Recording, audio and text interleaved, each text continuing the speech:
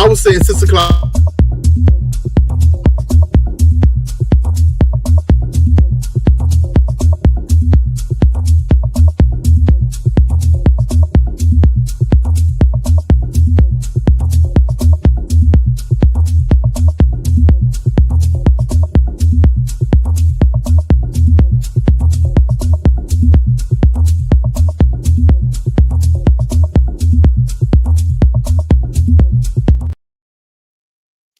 Hey everyone, welcome. This is Elsa 932 on YouTube. We are here again for another week, another episode of A Night of the Seven Kingdoms. We have a lot more to go through. We have a lot more to go through for the episode, tie it in for you to Game of Thrones, tie it in to you for the Dance of the Dragons. We are here to make sure we tie it all together. All loose ends will be tied, okay? Either tied or frayed. And there's a pun in there somewhere. Hey, Trey, how are you today? I see you're still in your regalia, Lord Snow. Hello, my lady. It is an honor to be with you again. And we are going on the journey of a knight's tale in the Knights of the Seven Kingdoms. Okay. Yes, Knight Trey. We have no witnesses to him being knighted, but we will honor the fact that he is a knight. Well, forgive me, my lady, but I am not a knight. I am of the north. We don't have knights. I am a warrior. That's all I can be. Greetings and salutations to you too, Jaguar. Oh my gosh, y'all gonna have me with this. So, okay, so this is episode 3, y'all, of A Night of the Seven Kingdoms. I think I may watch, depending on the date and time, I may watch the ending with the members, and the members know how we watch things in a hangout spot. Just to let everybody know, because this weekend is Super Bowl Sunday, this is a PSA, this is a public service announcement, okay? Because it is Super Bowl Sunday this week, the episode 4 will be released on Friday, okay? Everybody know, episode 4, Lord Snow, why are you surprised? I didn't know. I was already just like, yep, I would stop. Listen, my team ain't in the Super Bowl. I was gonna stop watching and go watch that if I had to. Doesn't matter. Well, you have something to watch now on Friday, midnight on Friday, okay. Friday morning. It will be released. I think it's midnight. Don't quote me. Okay, right? 5 a.m., 6 a.m. It's gonna be in the a.m. on Friday. Okay, cool. So, definitely, since it's gonna be that early, okay, members, I'm off on Friday, so if y'all want to see that episode, we could corral ourselves together on Friday, and we could watch it together, members. But it's gonna have to be early afternoon because we got our 5 o'clock, we got our 7:45, and that goes on till late. Okay, so members, if you want to watch it together, maybe 3 o'clock. Eastern Standard Time, 3 p.m. Eastern. Maybe I'll drop a line for the members, okay? Maybe we could watch that one together, but we shall see. So we are here for episode 3. That was a public service announcement for episode 4, okay? And let's go. You only say that because we had a wonderful time watching Sinners. Where were you, Lord Snow? We watched Sinners on Sunday night together. Where were you? Where in the realm were you? In the realm of the United States, I think I was probably in Phoenix or near Phoenix, Arizona at the time. That's where I was. We watched Sinners, and coming up, we're going to watch Everything Happens at Once, or whatever the Tiana Taylor, Leonardo DiCaprio movie is. It's 3 hours long, but we will have a 15-minute intermission, okay? We will have an intermission because I can't sit that long for one movie. Okay, we will have a good time. And The Rip on Netflix, and we have a whole new Netflix series in March. But let's go here. Let's start episode 3. So we see that Dunk is asleep under the oak tree. Okay, and that will have significance later, y'all. The oak tree. Don't be calling it any kind of tree. It's an oak tree. And Egg is awake making horse noises.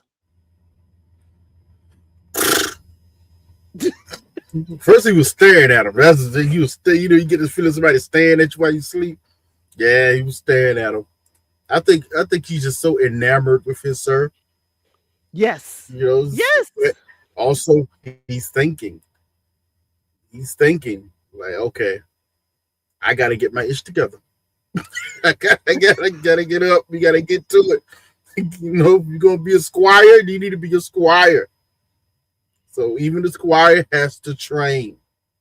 Right. So that's what he does. He wakes up and he trains Dunk's horse under. And he Under. is telling the horse, you've got to get used to these fields because this is Mm-hmm. what the tournament ground is like. We got to Mm-hmm. get it together. You and I, and the horse ain't having it. Mm-hmm. The horse poops and looks at him and said, yeah, no. Yeah, whatever. But it was smart that what he said because he's like, so Dunk, your new rider is twice as tall and as heavy as your last one. So this is going to be different. Okay, so yeah, you need to prepare yourself, especially for this slippery ground that we're on. You got to get ready. You got So to get up under you, get ground up under you. right. And the role of Egg as the squire is not only to hand the weapons, which he's training for that as well. It is to get the horse to run the list, the joust line. So he's trying to motivate the horse, y'all. Yeah, yeah, to get him to run. And eventually the horse is in his realm and he is running. Mm-hmm. And Egg is pretending to pass the weapons. So he gets his arms together to be passing what is needed: shield, lance, whatever it is, sword. Now, Mm-hmm. while he's doing this, they stop and he says, hey, there's a good day of training, good morning of training. A one-eyed knight who is barefooted and walking with a cane approaches him. Who is that knight? That's Robert So Riesling. so Robert Riesling, the Mad Knight, which is crazy to say, and he actually answered to it. I was like, oh, okay.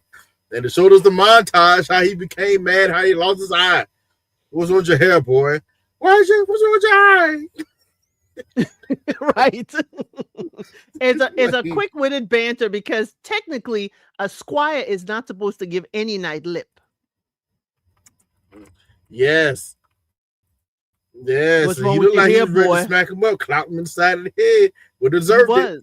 was. He was. And he Is that answered. horse? He did came up and asked a legitimate question. Did you steal that horse? He did ask a Yes. legitimate question. You out in the field, some little poor boy, and you got a horse. Did you steal that horse from someone? And it was a legitimate question. And he told But him, hey, the horse is intelligent. right. He said, hey, tell me the truth and we will be easy on you. Are we easy on horse thieves in the realm? Being that he's a boy, maybe. Okay. Maybe. It depends on the person who's accusing you and how they Okay. feeling, really. So this Robin Riesling, y'all, he will come up. He will play a part later on. So please remember his name. His house is under House Tyrell. If you remember, Tyrell is the house of Marjorie and Olenna Tyrell. Marjorie, who was married to Joffrey before he choked on that pie. Okay. Or It's choked on very the wine. dry. I'm sorry. It's very dry. Very dry. Uncle, give me my cup. Then Marjorie later on married his brother. She became Queen Marjorie. Y'all know what happened in Game of Thrones. So Riesling, and we're told, fun fact is that he is named after the type of wine Riesling. Okay, that's why it's spelled different. Mm-hmm.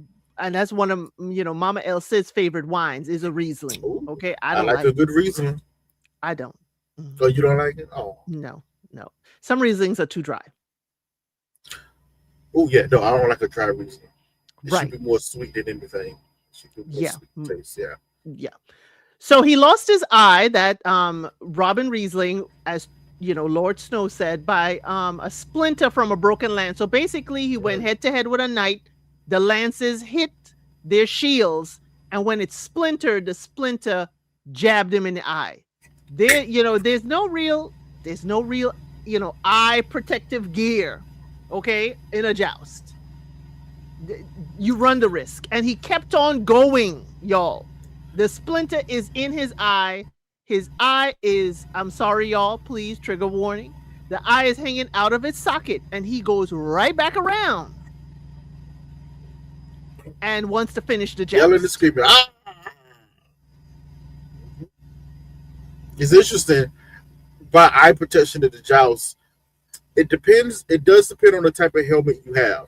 The type of helmet that so recently had probably wasn't the best when it comes to jousting. You probably do want something with more of a narrow eye slit or a single eye slit for each eye, and the top of the eye slit should be overlapping your actual field of vision of the helmet to keep from deflection of stuff. But when you have an open face helmet or open slits that way, yeah, you're more liable to catch some splinters. Also, it's a target. If you're in battle, you might be sword fight, but if you get in close to someone with a blade, that's why knights also carry small knives and either long knives or short knives as well. You saw Jaime Lannister kill Rory the same way. They got in close, pulled out his knife, went through his eye. Yes. Yes. Yes, Lady Olenna Tyrell said, tell Cersei it was me. I A want you to shocking know scene. it was me. And Shocking Jaime's scene. face, the actor who played Jaime Lannister, his face when he realized it was so drawn. But hey, both of them, that was an absolutely amazing scene. I Absolutely never amazing seen the scene. poison work before. I never, I never seen the poison work before. I was like, Right. It was quite shocking. it was I'd weird. never seen it You hated happen before. Joffrey. Shocking scene. That scene was so interesting. You hated Joffrey, so you was glad that he died, but in some ways you felt the only person you felt bad for in that moment was Jaime Right. because it was his son, and you kind of liked Jaime by that time, especially when I she was telling didn't. him his face was just. I was a I Jaime didn't. fan. I was a I Jaime didn't. fan, I was even though he not. pissed me off. He pissed me off I season 8. It was done after that. I I was done tolerated after Jamie. that. This is from Game of Thrones, y'all. I tolerated Jamie until he went to the north and asked for forgiveness, and I still tolerated him because I remember his hand is a hand that threw Bran outside the window. What we do for love, That's exactly what he said. because that's the truth. As cruel as it was absolute truth. What else was gonna do? He caught y'all with your sister, the queen. It's a problem. What else Making was gonna another happen? blonde haired baby. What else was gonna happen? I was like, if you get caught like that, what else was gonna happen? Even though it was bad. To the son of your host. Mm-hmm. Terrible. Again. It was terrible. But you got caught. So guess what? People got to get silenced.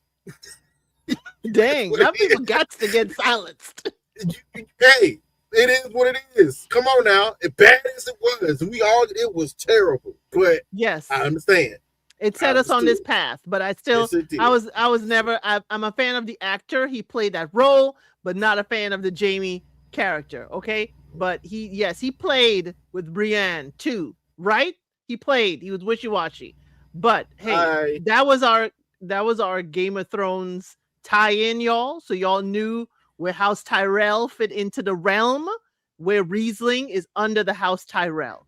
Now, when Egg, when asked if he stole a horse, he said, "It is not stealing if you mean to put it back." That's where we had the what's wrong with your ear, what's wrong with your eye. And, he tells Egg he is too small to be a squire. And he's like, Sir Duncan is big enough for the both of us. And I have never heard of Sir Duncan, is what Robin Riesling you said. And he will. said, "You will." You will. with a whole lot of force. Hey, Rosho, good to see you. Hey, what's going on? It was a lot of show. He was like, you will know of Sir Duncan the Tall. Put a pin in that, y'all. We will see Robin Riesling again. Now, Egg returns to camp, and Dunk is not happy and warns him about, don't be going off without telling me. Don't go off without telling me. But remember, the reason why he's here is because he went off without telling his own family. Exactly. And it was so funny because if you wake up, all of a sudden your horse, your horse and your sword is gone, your squire is gone. Yeah, it looked like you stole it. Right. It looks like you could have stole that horse. But and he is right. Don't go off and tell me that, even for your safety purposes. Do we know if Dunk can read? I was gonna, you know what? We should hold off on answering that question. Okay. Because I was just thinking, season. could he leave a note? That comes up that season. Gotcha. So okay. Hold off on that. We will hold off on that. We'll make sure everybody comes back next season. Yeah, it's a thing. It's going to come back. It's a good scene, too. It's a good scene. Okay. Now, they have an interaction about, hey, you have chores to do. Clean the horse, because he looked like he's been running through hedges. And I was like, wait a minute, the horse lives in the hedge with you. So that still don't mean you got to clean it. When you roll through the hedge, you got to clean them out again. That's every morning, every night duty. Flush down the horses, feed them their oats. That's what it is. Part of it. Look like he been running through hedges. Yeah, he was running through hedges all morning. So clean the horse. Clean the horse. Get yourself some hard salt beef for breakfast. Egg ain't too thrilled about that. I'd rather eat the horse, sir. I'd rather eat the horse, sir. And Dunk said, "I will feed you my fist." He's insolent. Like, we love Egg, but let's be honest. Egg is insolent. He has an insolent mouth. Okay? And that can't... We love it, but let's be honest, that can get you in trouble. Okay? Yeah, luckily he is who he is, but that doesn't matter if people don't know. That get you in trouble. Okay? Your mouth, they told him episode 1, your mouth is insolent. You should be smacked upside the head. Like, no. It may happen. That's what I'm gonna say. You gotta learn how to. Sometimes you gotta learn how to shut it. So Dunk is sitting there sewing up patches in his clothes. Okay, he is sewing things together, and Egg. Remember, Egg comes from the castle, and if you remember again, Game of Thrones tie-in. Arya didn't want to learn how to sew the way Sansa was learning how to sew. Arya wanted to be a warrior. She wanted to be a knight.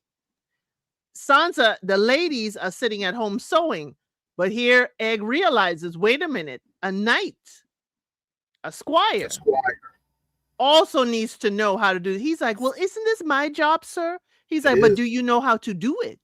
Nope. So downcast. So he sat there teaching him. He's like, how do you get it straight? He's like, practice. We talking about practice? How to do a whip stitch and everything. See, get them close together. There you go. So you pretty good if you put your mind to it. You put a good worker, hard work, put your mind to it. It was so. And he learned to sew straight. Okay, so we are mending our clothes and talking. They usually talk about women sitting there, cackling like hens while sewing. Here they are bonding over sewing.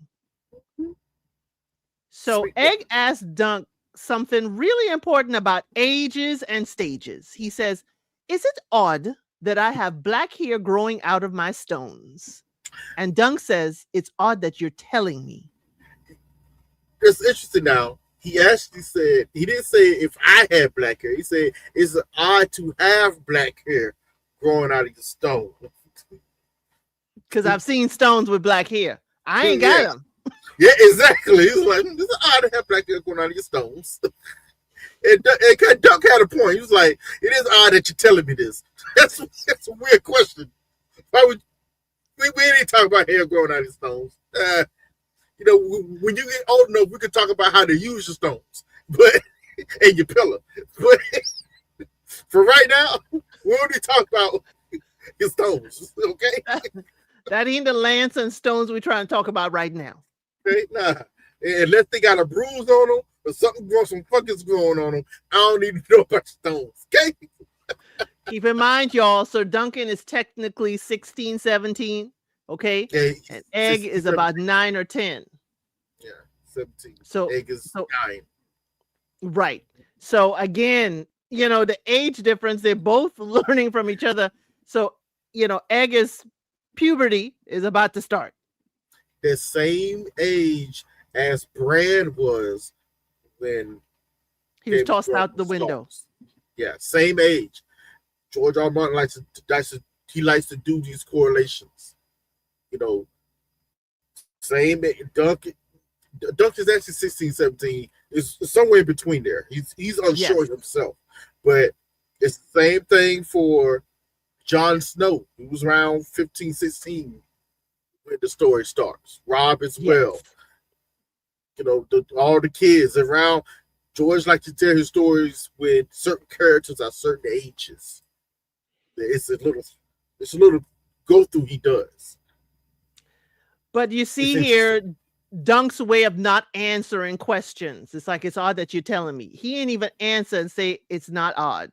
He just say it's odd you telling me that the hair that's growing. But Egg later on we see is whittling, which is, y'all, that's a little bit of woodwork. Okay. He's sharpening, he's carving Second. something out of the sticks.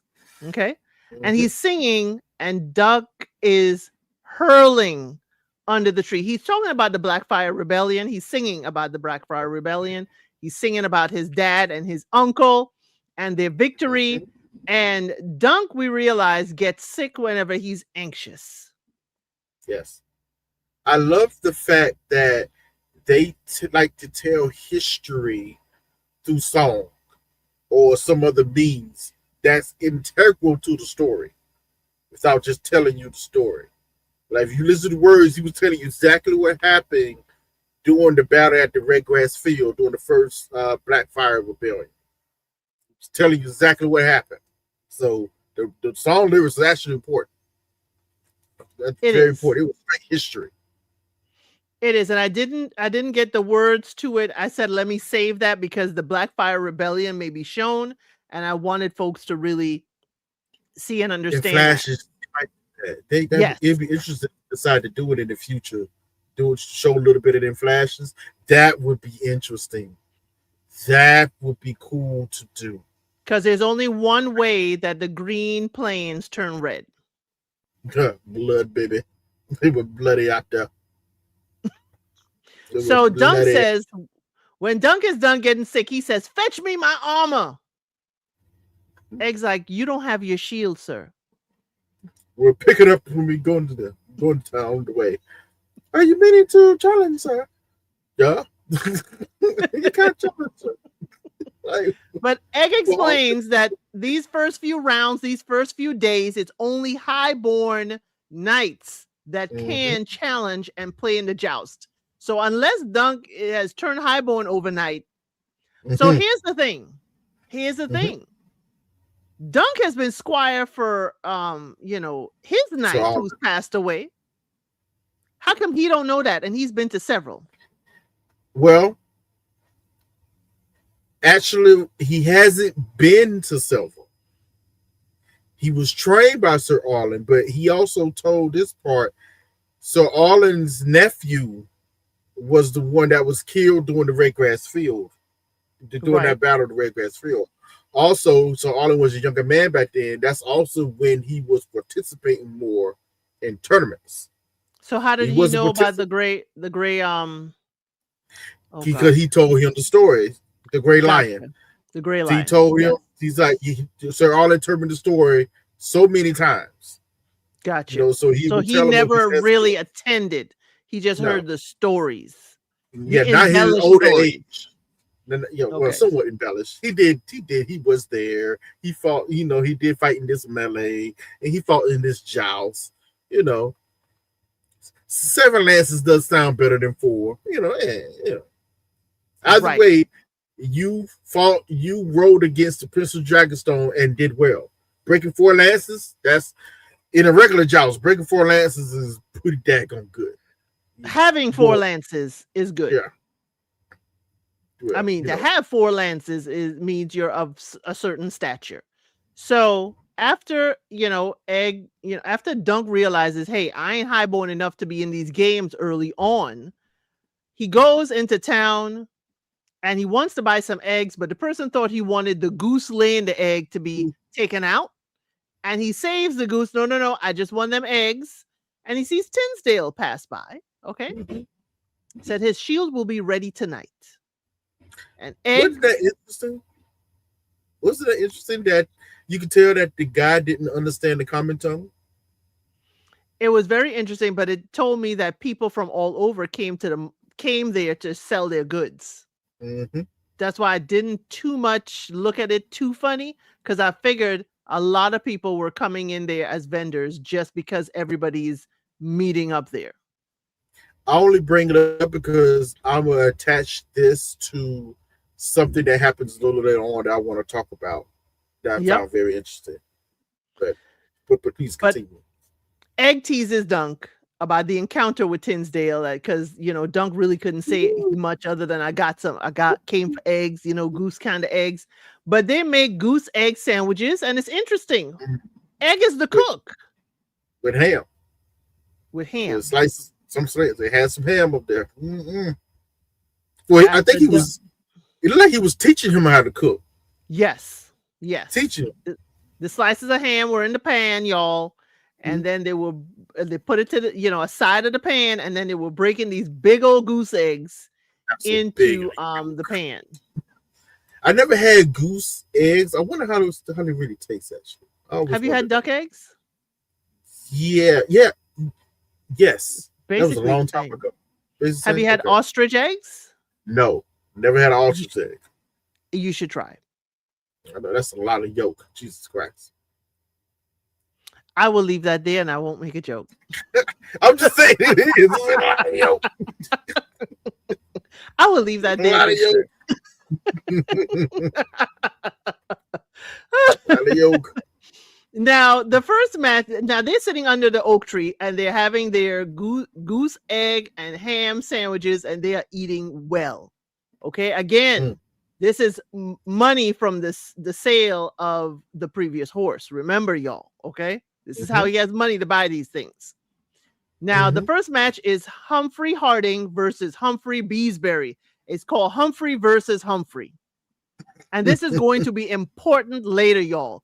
Humphrey versus Humphrey, Harding versus Beesbury is going to come back. The red and cream kind of diamond board shield is important because here's the thing. Humphrey Harding, y'all, this is the tie-in to Game of Thrones. He is from the Vale. And Littlefinger mentions him when he's talking about Humphrey when he was in the Vale. Okay? Okay? Now, he defeated, apparently, this is what was mentioned. He defeated Sir Donald of Dunsdale, a knight of the King's Guard and head of House Arryn and Royce, and he won the tournament. That's how Littlefinger mentions Humphrey Harding in Game of Thrones. Okay, so his legend is coming by the time Game of Thrones, which is 60 to 80 years later, Humphrey Harding. So please put a pin in Mr. Humphrey Harding. Now, Lord Ashford's son, we see he is jousting with a knight with a golden chalice and one gold wing on that chalice. And I have been combing YouTube streets and most folks don't know who that knight is, but it could be a more lowborn or lower house. Probably so. Now, Egg and Dunk have a moment of mocking each other, like playing off of each other. One say ale is disgusting, and Dunk is like, well, I won't buy any more for you. Oh, I want grapes. Here's my thing. If I was there and I was the common folk, you don't have to buy a ticket, I'd be mad why Dunk and Egg always in the front row. I know it's for the show. So? Who gonna say so? I mean, for real, who gonna say so? That's a big dude. You always blocking. I can't see past you. I get you. Who gonna say so? Again, I asked, who gonna say something? It's a big boy. Excuse me, sir. Okay, Excuse me, sir. Could you it's move a a little bit to big the left? boy. Nah. And the funny thing is, he probably would. He's just a nice guy, but he's a big boy. And just the size of him, you looking like, yeah. Let me nah. I'll just move myself. How about that? Move Right. myself a little bit.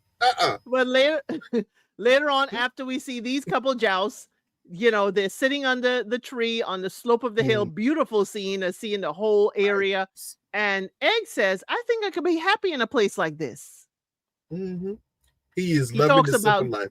simple life, simple life. And his simple life, he talks of going off to battle for his Lord, marrying the second most beautiful daughter. And Dunk is like, what happened to the first most beautiful?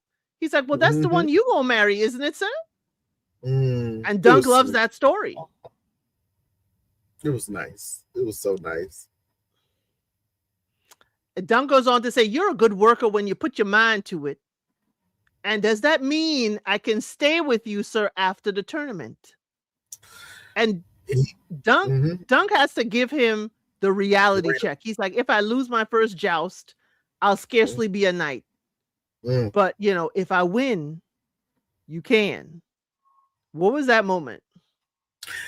These are the moments where they're building upon their relationship, but Dunk is always being honest with Egg about the situation, what's going on around him.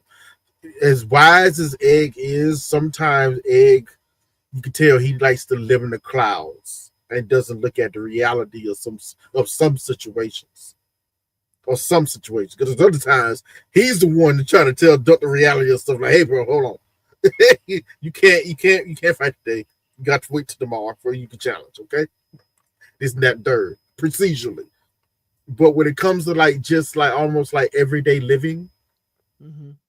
so something that Egg might be lacking, especially as a small folk person. Yes, Egg is learning. He has a learning Egg is a curve. prince of the realm. Yeah, you are in a place like this. Yes, that was you. Yes. You already here for it. You're sitting right here. You're enjoying it. Yeah, but he doesn't know how long. Hey, Simplistic Mm-hmm. Grace, if you check around 5 p.m. EST, any day but Thursday and Monday, I'm probably here. Okay. But we are only 32 minutes in. Okay. We're not too far, but welcome on in, Simplistic Grace. Welcome. Yes, you are here. So, and I think those are the little things we hear from Egg where it's like, we know this rug could be pulled out from under him at any moment. Yes. He won't be able to sleep under the stars and help with the horses. He knows, the duties of a prince will come. Mm-hmm. But they're Something he kind of interrupted. doesn't. Huh? It's something that you could tell he really doesn't want. Right. Right. He doesn't want to go back to the castle family living. Mm-hmm. But they're interrupted by the manager of the tournament. Okay. He's disgusting, man. What the heck? Like, dude, come on, bro. I got sinuses, but Jesus Christ. Relax, bro. And how you way down the hill and we can hear you up here. Like, bro, that's ridiculous. That's a signal he's coming. Man, he can't sneak around for nothing. So he comes and he tells Dunk, let's go walk over here. And Dunk is like, why? He's like, I've got a fishing spot I'd like you to see. Okay. And if it wasn't for Game of Thrones, I was like, Dunk, watch out. Ain't no daggone fishing spot. You about to get jumped, my bro. And he knew it too. You notice he was looking around. He was like, okay, what is going on here? This is weird. Is something wrong with my entry, sir? Oh, no. That's fine. Mm-hmm. He's like, well, what else could it be? Let me. Like, nah, hold on. What's going on So here? what has happened, y'all, is the manager of the tournament goes on to say that the host, Lord Ashford, has spent a whole lot of money on this whole tournament, and he is hemorrhaging money. Okay. and this is costing him a fortune. Now, what he says is winter has just passed, okay, and spring has sprung, okay. So what that means, y'all, for a house like Ashford is that they're kind of like the Tyrells. They make their money on grain and livestock, and because winter was such a long winter, they haven't had a Mhm. chance to replenish all of that. Mhm. They have used it up for the winter season. So even though this is the time that Lord Ashford is supposed to put on a tournament for his daughter's name day, it is still not a great time financially for the cash flow. Okay. I want to point something out that I haven't seen anybody point out yet. This may be first on this channel to point it out. It was so interesting that he mentioned we just had a particularly long winter. There's a fact in the song of Ice and Fire when the dragons first came, the Westeros, whatever. The the winters was a lot shorter. Right. The summers was a little longer. This takes place after House of the Dragon. The dragons are no more, and all of a sudden they just come off of their first very long winter in a long time. So telling, just a little tidbit that they added in there. So telling. It's gearing up for the White Walkers, y'all. This is again another tie into the Game of Thrones. It has, Mm-hmm. as you know, Lord Snow is saying, is that the dragons, when they are around, it kind of keeps the magic of winter at bay. Mm-hmm. Okay, Yeah, keeps the they know. winter magic at bay. Now that, as we said, the last living dragon was a few years ago, or I should say, yeah, quite a few years ago. Now, this past winter is Over 20. exceptionally long. It's been over 20, maybe a 25 or something like that. Yeah, it's been a minute because even these Targaryens here in this tournament, in this setting of the story, none of them have had dragons. So, Mm-hmm. so it has been a while, but the winters have been getting longer and longer and longer and longer. And Lord Ashbury, he has not been able to replenish his stores, since And the yet he's winter. still throwing on this tournament. He's this big, expensive tournament for his daughter's birthday. Right, But you can't right, afford it, but you throwing it on. right. The Starks have been thriving, yes, because winter was here for a Yeah. long time. They're prepared. Them and the Yeah. The the men of the North Night's is all right. Watch. Nice, right? Yes. The North is okay. We prepare for winter because we know it always comes. Stark words always prove true. Winter is coming. So we must prepare. Well, Lord Ashford, I guess, prepared, but he didn't prepare for this tournament right after winter. But here's the thing. The manager of the games wants Dunk to win a particular joust. Okay. Mm. So the deal is Lord Ashford's youngest son, he's, making a name for himself. They've been fixing it for him to make a name for himself. Okay. So he's got a good purse. Okay, y'all. He's been going up in the rankings, not high up, but he's been going up. So they're saying, okay, everybody gonna bet on Lord Ashford's son to win. Win. But you, Dunk, go knock him off his horse. You gonna win, and we gonna win on our bet because we put money on you 10-1. That's what the whole fix is gonna be. And Dunk says, I do not want a victory I have not earned. I think you earned it. Have This you was a not pivotal. earned it? This was a pivotal scene. It makes you ask the question who you are as a person, or who do you want to be as a person. I find it interesting the different type of answers I find people saying.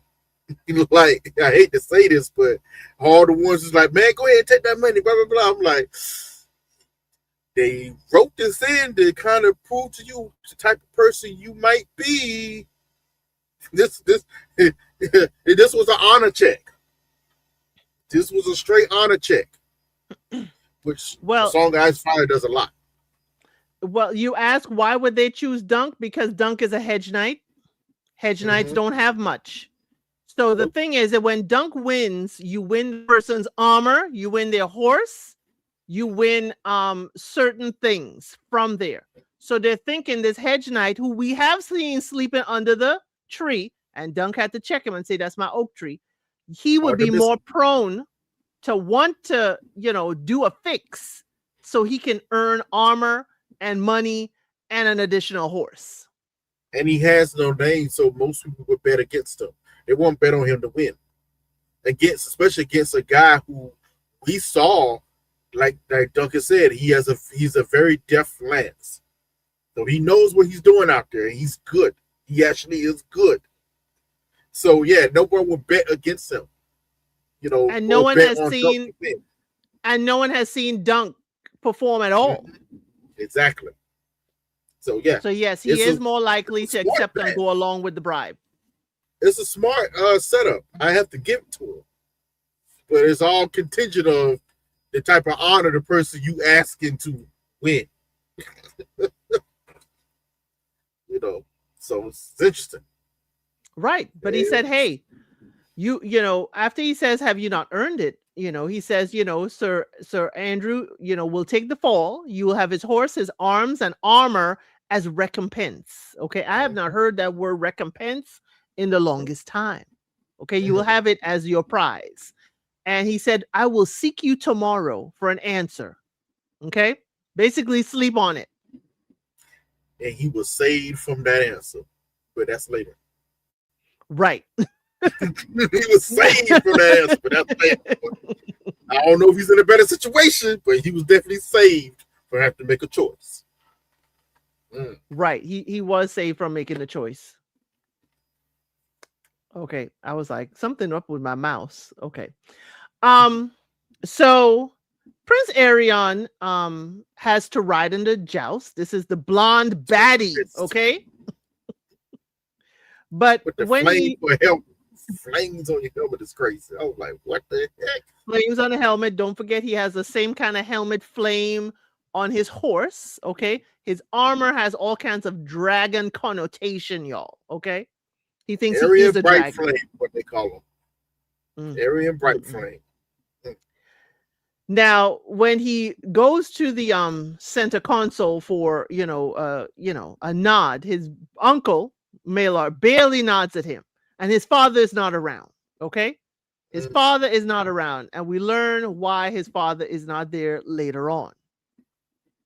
But he declines to challenge his cousin. He's like, "Not today, cousin, not today." But he challenges Humphrey Harding. Remember, I just mentioned Humphrey Harding earlier. Humphrey Harding is turning out to be the knight of the game so far. Okay, he's been winning. He's been doing well. Crowd favorite. He's turned to a crowd favorite. Crowd favorite. And while Egg is there, he is cheering on and saying, "End him." Now, Dunk don't know if he means end the Targaryen or end Humphrey Harding. But all Egg is chanting is end him. End him. He's right there. He's right there. I'm like, whoa, bro. Woo. That's a lot of heat you throwing out there. That's what Dunk said. You're a bloodthirsty little one, aren't you? I think he knew who he was throwing at because he was looking dead at Arian when he said it.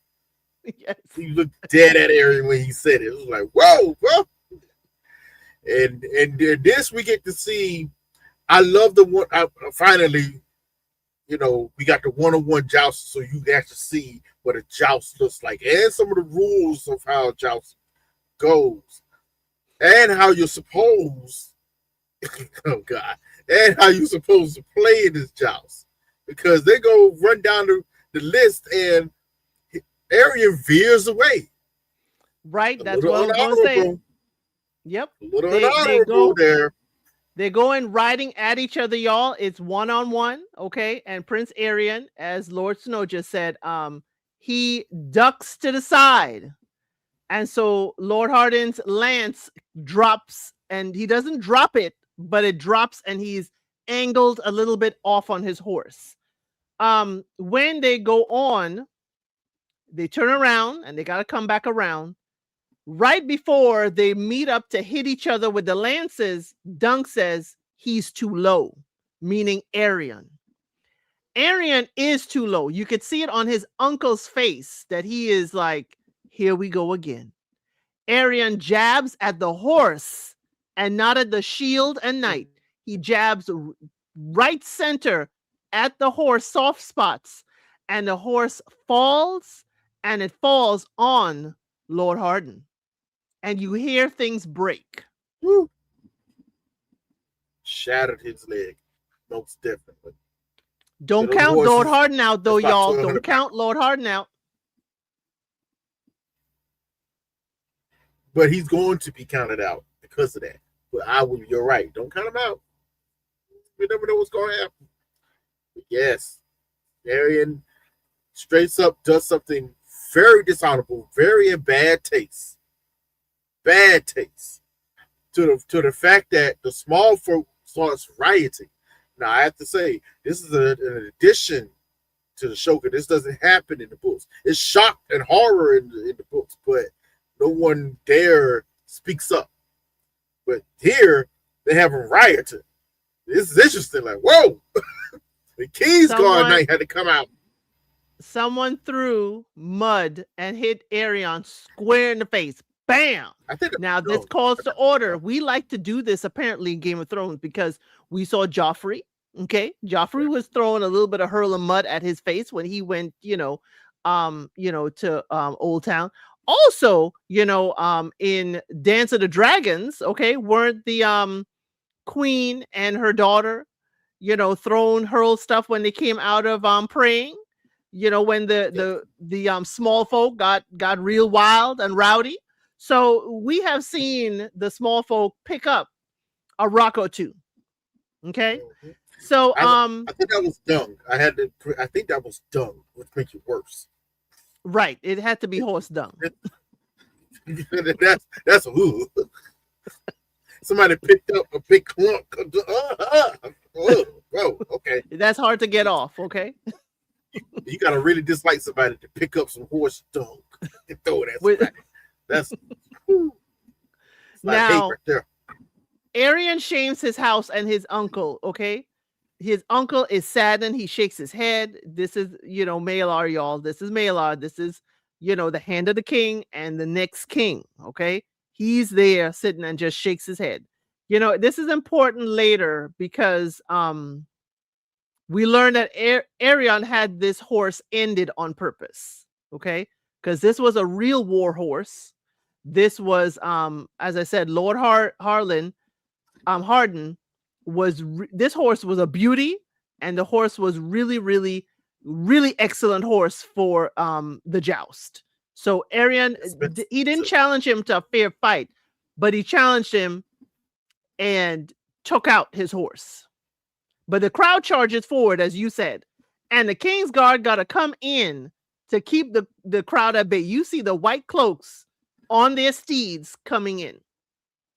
And Egg and Dunk decide to leave when the horse is being put down, because the horse is really injured. This long lance went into the horse, y'all. There was no saving the horse. But Dunk, as you said, sometimes he has to bring Egg. Right. Dunk has to remind Egg that if something befalls him, Egg has to be strong. And Egg said that was no mishap. That was intentional.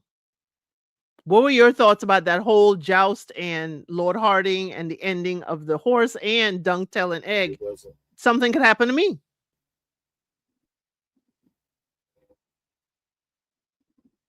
Lord Snow? I think Lord Snow is frozen. Trey? Am I still moving? Yeah, you're moving now. We good? Yeah. I think this was a perfect encapsulation of who Aerion Targaryen was. And it was a look to see the political condition between the small folks and the lords at this point in time about what happened. Because for them to charge that field like that, especially even though it was terrible what happened, this is still a prince of the realm. For you to charge the field and throwing dung. That's bad state of affairs of what's going on right now. Bad state of affairs. It's So, especially bad because the king sent the family, these highborn members of the family, out there to garner good press for the family. They need good mhm. press. And They're Arion part of is the doing family. this right. It's bad press. Very bad. But one family that has good press is we leave from here and we go to the party. Okay. There's always a party at the Baratheon tent. Okay. And Lionel Baratheon is having another party at his tent. And he sings of Alice. Alice has 3 fingers, a Mm. copper in her glass. She had 2 fingers less than most, and she would shove them up your ass. So again, that was the story of Alice. And Egg Wild. and Dunk actually sit Wild. down and try to intellectualize if there's really an Alice. Egg thinks Mm-hmm. it is a story of honor that a disabled girl made the most of her unnatural gifts and was able to use her 3 fingers up your and able to gather coin. She Okay, was but so her good at name pleasurement up the road. and her name is Hope. Hope for all who invoke it. that was a that was a wild flip when I heard them. I was like, are they really philosophizing this girl who know how to pleasure men up the buttonhole? Like what? Wow. Right, but Oh again, my remember goodness. when we knew about the Baratheons? This is the Game of Thrones. Thank you, Simplistic Grace. This is the Game of Thrones reference, y'all. Robert Baratheon, start the At the joust party before I piss myself. I myself. mean, Mm-hmm. Robert Baratheon was a good Lionel time. Lionel is not really any different, y'all. I'm sorry. Okay. These qualities. I'll play this. You know what? How we view Lionel is how you should view Robert when he was younger with Ned. Right. He acts more like Lionel now. So there's a reason why they're kind of showing you this version of Baratheon. This is the type of man that Ned Stark, became New. friends with. This man. Mm-hmm. Mm-hmm. Yes. This is the man he knew. So you could say Duncan Good Lionel times. is Fun times. Duncan Lionel is kind of like Ned and Robert. Because Ned was a quiet one. Close. I mean, he was of a highborn house, but he was quiet. He had his honor. He had his respect. He married, Catherine when his brother passed. I'm not saying all the time, but again, yeah. Well, he was friends with Robert years before he met Catelyn, because he went and fostered Erie when I think he was around 8 or 9, same age as Bran, around 9 years old. So from 9 to about 15, 16, they lived in the Erie and been friends. So Absence is saying that the song is wildly inappropriate, especially as Egg was coming to terms with what it meant and consent. Interesting to hear how low-born women are treated in the realm. She was being paid. Yes, you could choose to say it that way, but she's a woman of the night, unfortunately. She's been paid for these services. Here's the thing. She was allowed to grow up, first of all, because she being born with the imperfection of only 3 fingers, she could have been left out there. Mm-hmm. Depending on where she what area of the realm she lived in. Yeah, she could have been left out there and not even seen a day of life. And Jaguar, you're right. Egg's song about the Blackfires was a whole lot of profanity. Mm-hmm. A whole lot of language of how ending people and all this other stuff. So yeah, Egg can handle the language, but yes, I understand what you're saying, Absence. But my thing is, I agree with Egg that it is Hope. First of all, she was allowed to grow up. And second of all, she's like, if I'm going to grow up and I'm going to be looked at funny because I got 3 fingers, I'm going to use these 3 fingers the way I could earn some money. And to be honest, if you take the song for what it says, they treasured Alice. She was well liked. She got a lot of services. They came to her for a lot of services. Right. Yes, she was taken advantage of. I'm not saying she wasn't taken advantage Mm-hmm. of, but definitely, yes, it is an omen for what happens later on in this episode. True. It is. It is. What is this scene in the book crazy way to flip the story into a lesson? Is the scene Not in the really. book? No. No. Okay. It Okay. was a good. The song is because you overhear the song in the background, but not Okay. the whole lesson and the speaking of it. So this one to me was a good addition. It was very smartly written, good addition. To prepare us for what's coming. So Dunk asked Egg if he knew his father, and Egg said, "Not really." These are the moments where he kind of hedges, and then Dunk says he's sure he saw his father hanged because he was told that his father was a thief, and that's what they do to thieves in King's Landing is they hang them. But his He mom, we was know, told. was he was told. His mom, we know, was a lady of the evening. Mm-hmm. Okay. Now, while they're walking, Dunk dodges past the tournament manager who wants his answer. Are you going to do this for us or not? And when No, he said he said on the morrow. It wasn't morrow yet, but he did right, give him the look. Like, hey, you got an answer for me? no, keep it walking, keep it walking, keep it walking. And while Dunk is dodging him, they turn around and they are stopped by a fortune teller, by a Here we go. seer. A seer tells Dunk, "You will have great success and be richer than a Lannister." And Egg, Douglas like, okay, right. Egg, she now do says, the boy. "Will be right." Okay, do the boy. Egg, she says, "will be king and will die in hot fire with worms that shall feed on his ashes. And Mm. all who know you shall rejoice in your dying." Now I have to say something here. Okay, at first I did not agree with that latter half of what the fortune teller said, but then I had to think about the state of affairs during this time and going forward. I just start by saying this: we already know who Egg is since the first episode. Him and Dunk has been spoken about in the actual Game of Thrones show multiple times, different people. We know their story, how it ends. We actually know how Egg dies, all of them. They talked Well, about it. we got to say it. Simplistic Grace is asking, does he really go out bad like that? Yes, he does. Simplistic Grace. Yes. Now, the interesting part that he would, that all that to know him would rejoice. That part is actually untrue, but it's a caveat. Let me explain.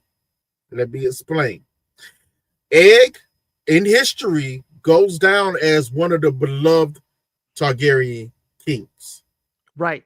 But the reason why he's one of the most beloved Targaryen kings is because when he becomes king, he makes a lot of sweeping law changes that helps out the small folks. Right. But it's done at the behest of the lords and ladies, the nobles of the realm. Basically, he rolls the taxes on them to help out the small folk of the Seven Kingdoms. So when the fortune teller is saying that, oh, all who know you will rejoice at your passing, she's talking about the noble people, the nobles. Right. They rejoice. Oh my God, yes, now we get off these taxes, this, that, third. The small folk, they were besought when the news prevailed that the king had died with a lot of the family, this, that, and third, because he did a lot for the small folk. A whole lot. Okay. Okay. So I'm loving y'all questions again, y'all. We are here to tie it in for you. How does he become king as the fourth son? His family must be down bad. We'll Yes, get to that. the family does get down bad. Okay, And that's some in future seasons. in future seasons, because there's some that remember we told you Master Aemond is his brother. He goes to the wall. Citadel. He goes to the Eventually. Citadel, and then he goes, and become, one of the crows. So he goes away and takes himself out of contention. There are some crazy There are some crazy ones. There are some that We die. met, There's we some met that one. perish, I should say. There's a plague that comes through, Mhm. and somebody drinks dragon fire in order to become a dragon. I Yes, I put it to you this. A lot of this is what Miss Elson has said. We're gonna see Yes, the downfall starts here in this season. right. But he was considered a good king. Here's why. Yes, it was. This is the beginning of their, bromance. They go and travel through the entire kingdom as hedge knights. Okay, Mm-hmm. they go as hedge knights. So he, meaning Egg and Dunk, get to live amongst the small folk, get to learn who they are, what their challenges are, get to learn the lords from a small folk point of view. Very So important. that is what makes him grow up to be a good king, because he's like, wait a minute, everything is leaning too much, too much of the weight of the realm is on the small folk. We need to balance this out. And that's why they're saying that the lords, those who know you, the lords in the castle, will rejoice in your passing. Okay. Mm-hmm. But here's the thing where I saw that a little bit differently, because when he passes, okay, and he is an old man, he and Dunk Yes. are old, y'all. They have a Yes. long life. Dunk passes All long. trying to save him. Mm-hmm. Okay, Dunk passes trying to save him The past is from doing something stupid. I ain't gonna lie.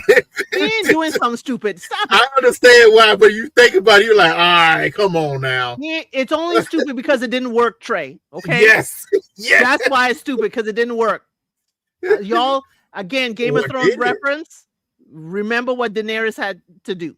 Okay. Okay. Mm-hmm. Yeah. And They were Jorah's Well, mom wanted to save her. Okay. this part of the story is actually spoken in Game of Thrones, so it's not a secret. They were trying to birth dragons. Something goes Yes. horribly wrong, Horribly as, wrong. as Summer Hall burns down, which I want to see Summer Hall. We got to go to Summer I Hall. do. We wanna got to see burn Summer Summer Hall to the ground. We got Yeah. to. We But got to. Summer Hall burns down. That this is also the day that Rhaegar Targaryen is born. That is why I think they say the rejoice in your passing, because his passing is also the birth of Rhaegar. And I think Yes. that's what they were more celebrating. They were celebrating that Rhaegar is here, not that Mhm. he had passed away. That's That's where a good way I to say kind of it. saw the seer's perspective. Now, his Okay. daddy gonna let I him see stay that. with Duncan? Might as well. He the fourth son. Well, And we'll get to that. we will get to that. We'll get to that. That's why I'm saying it like he might as well. But they do travel. Now, how he gets to stay with Dunk is part of the story. Okay. We'll get to that. It's gonna be about We these last can't these we last can't few give you episodes about everything. to be hot. This good shit. It's heating up. It's about to Right. problems. It is heating up. Problems. So that's where I saw it a little different, that it's not rejoicing in Egg's passing, but remember, Egg is Rhaegar's dad. Now, Rhaegar, remember, is the knight that took Ned Stark's grandson. Sorry. He's Ares, the Mad King Ares' son. Right. Sorry. I was jumping way ahead. So the And also- Rhaegar we're talking about is Yes. the one who Lyanna Stark ended up having Jon Snow with. Yes. Okay, y'all? So y'all get that. So while Mhm. Egg is granddaddy to Rhaegar, Egg passes, Rhaegar is born, Rhaegar goes on to be with Lyanna Stark and to have Jon Snow. And even though this happened at Summerhall, the only people who survive is Ares, his sister wife. Rhaegar is born, so his mother survives too, which is Egg's daughter. And Sir Barristan Selmy was there too. Yes. So Barrister, we will see Sir Barrister as a young man. Young man, At but the he time, survived as well. He Yes. survives as well because he was at Summerhall. It was bad. What it was, we understand why, but this also Yes. goes into what they introduced in House of the Dragons, which we were still kind of iffy on that first episode with the song Ice of Fire that was inlaid in Cat's Paw, the dagger. Right. So that the was story an on addition. Cat's Paw. That was an addition, but it helps out with the story of Summerhall because they knew or they had prophecy saying that the long night was coming and Yes. they needed dragons. So Yes. they was trying to birth dragons with So yes, wildfire. yes, Egg's prophecy was complicated, prone to misinterpretation, but it's just what viewpoint? The downfall of the House of Dragon. Well, the thing is, they knew the long night was coming, as Lord Snow just said. They knew the long night was coming. Egg reads it. You don't know if his brother, who's the maester at this point, done read everything in the Citadel and say, "Yo, bro, we need some dragons up in here." And Egg decides, "Hey, I need to get some dragons up in here." So again, God, I might need to reread that part, but because that keep the actual timeline. story, that actual story takes place in the world of Ice and Fire book, Right. Yes. which that book is more about the entire world, not just Westeros. But So he jumps again, around a lot in that one. right. But But again, I Egg, think Mace the Aemon, need yes, to all of a sudden have a need for dragons and need for eggs to hatch. Don't yes, forget, it has to come from somewhere, and he ain't sitting there reading. no, He ain't sitting there. I think his brother, sent him. And don't forget, y'all, so, since all the dragons have already died a generation before, there are no more like dragon whisperers. There are no more monks no, to even help you hatch your dragons like we see in the Dance of Dragons. None of yeah, that is there anymore. yeah. They There are no really more thought there are no more beasts beneath the boards. by doing this, they really thought that Rhaegar was going to be the prince that was promised. Right. It really Right. thought it. Because It again, even you born out of what? Fire and ice. yeah, well, smoking salt because it's the same Mhm. thing that Melisandre tells Stannis. He's the prince of smoking salt because he's on Dragonstone, which is Right.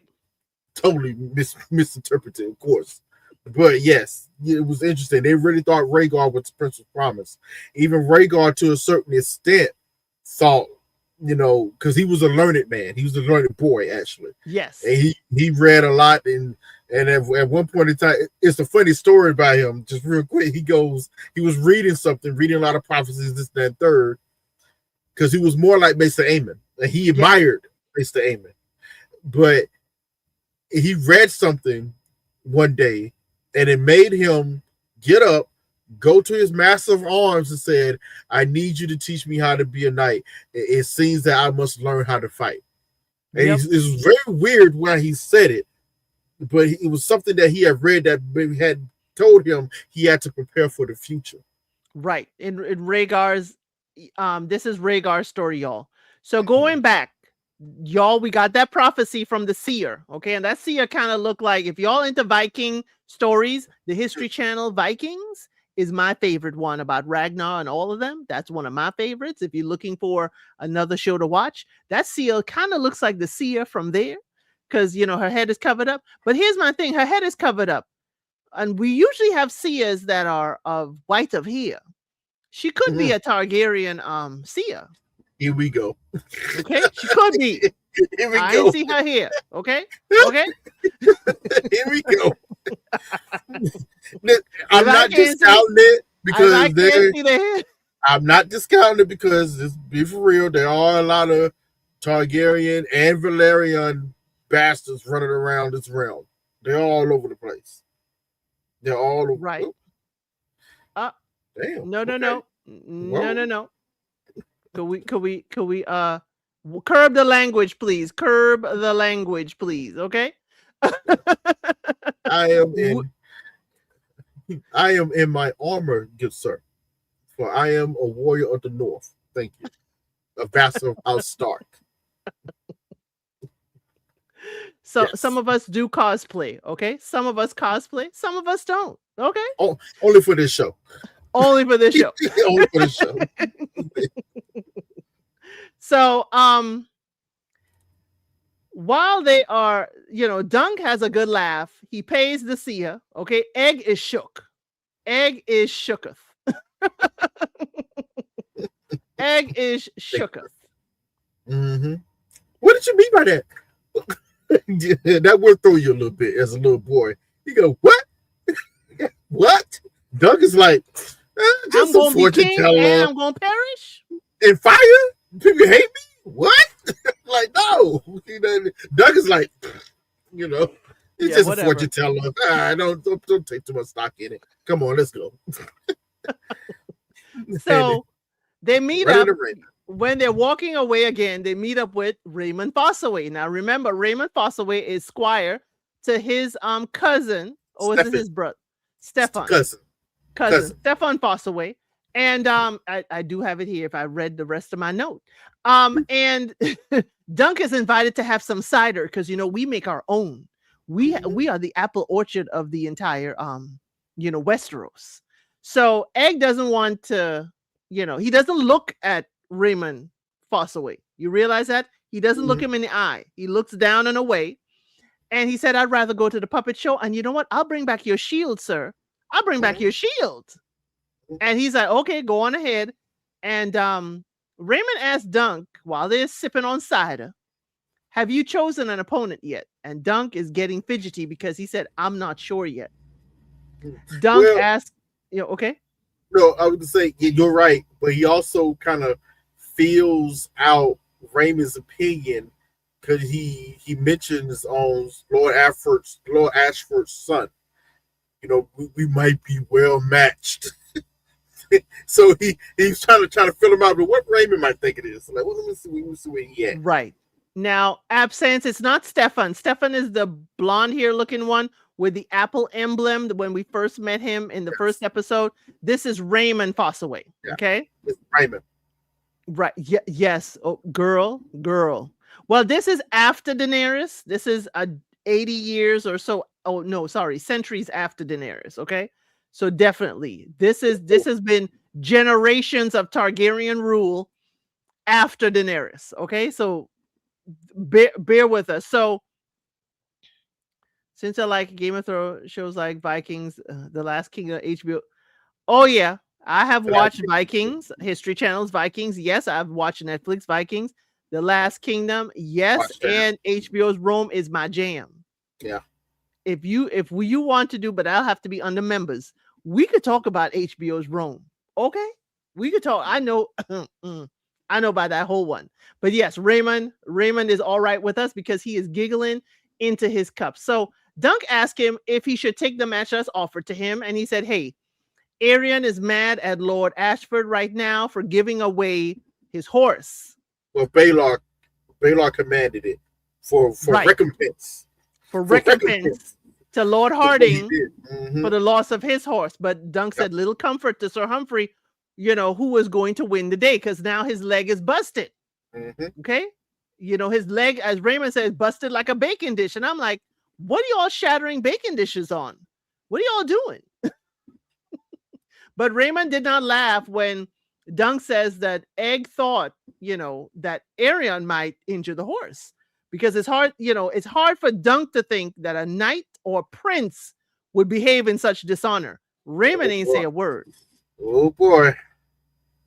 Raymond had a lot to say and I wrote it down. Let's get it.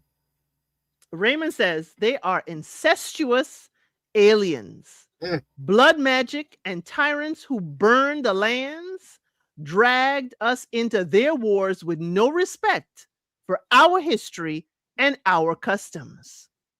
Every pale-haired brat has been madder than the last. The only honorable thing a Targaryen can do is finish on his wife's chest. But his cousin said that. He said no, but sorry. I heard that from Stefan. I heard that. Stefan said that. But he said, I agree. I agree that Arion did try to end that horse. I had issues. I had issues.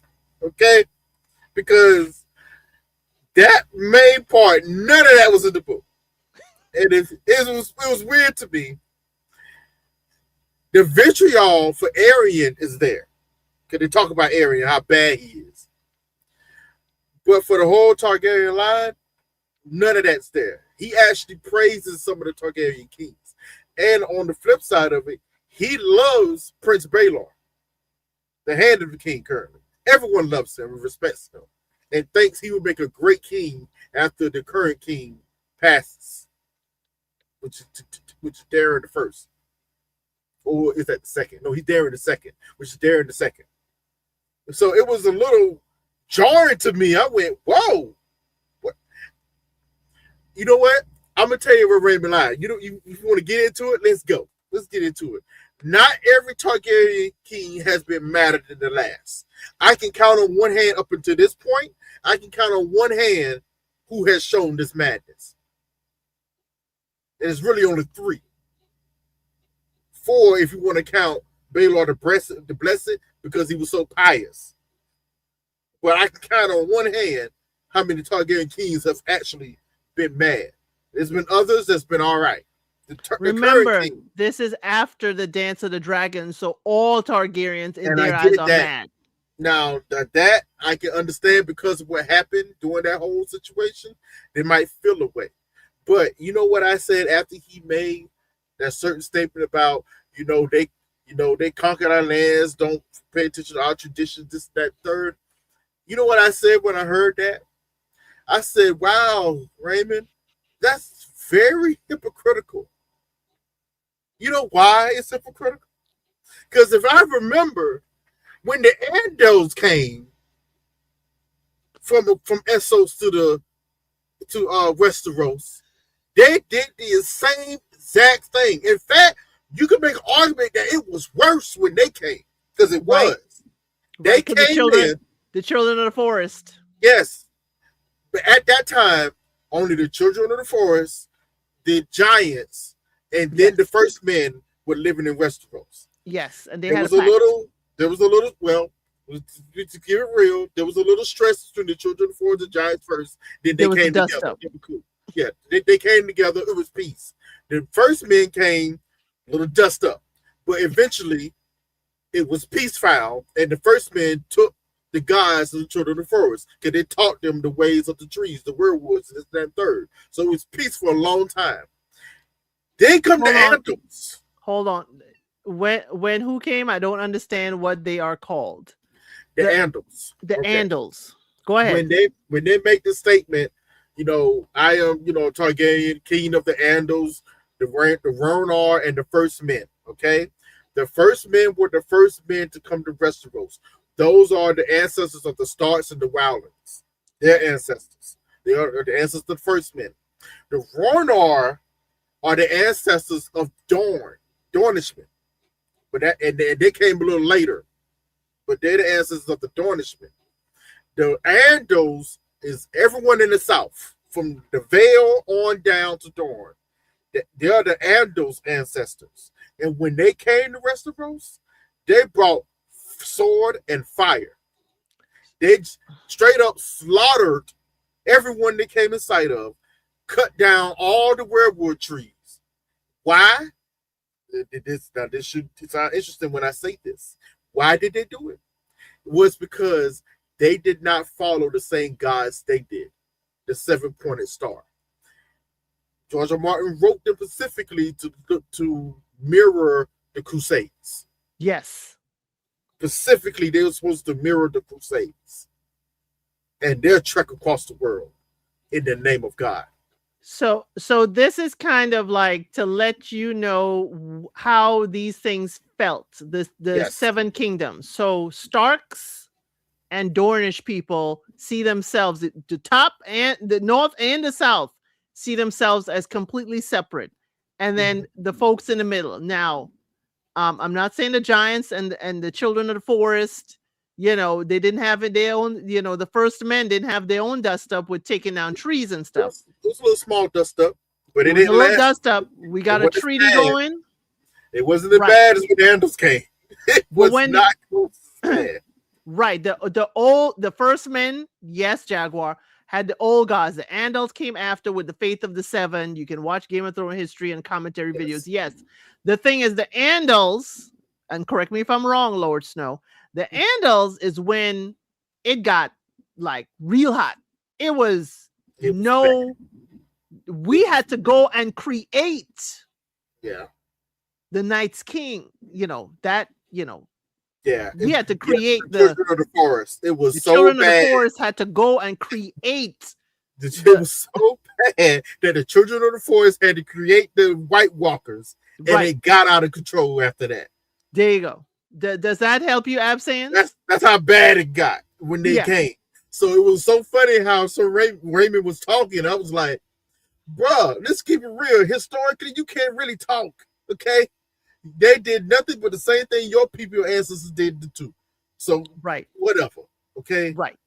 and trust me, I'm not capping for. Let me just be specific No. here.